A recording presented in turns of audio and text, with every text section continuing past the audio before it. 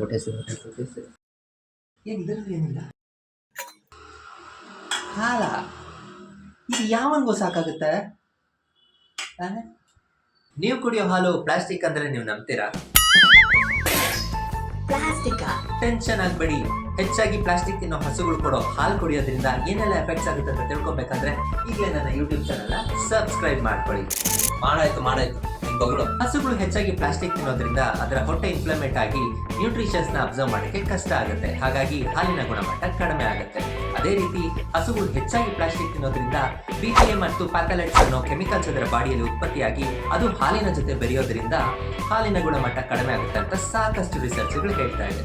ಹಾಗಾಗಿ ಎಲ್ಲರೂ ಇವತ್ತೇ ಒಂದು ಹಸುನ ಪರ್ಚೇಸ್ ಮಾಡಿ ಅದಕ್ಕೆ ಒಳ್ಳೆ ಊಟ ಹಾಕಿ ನೀವು ಒಳ್ಳೆ ಹಾಲು ಕೊಟ್ಟು ಎಂಜಾಯ್ ಮಾಡಿ. ದುಡ್ಡು ಯಾರೋ ನಿಮ್ಮ ಅಪ್ಪ ಕೊಡ್ತಾನ? ಫ್ಯಾಕ್ಟ್.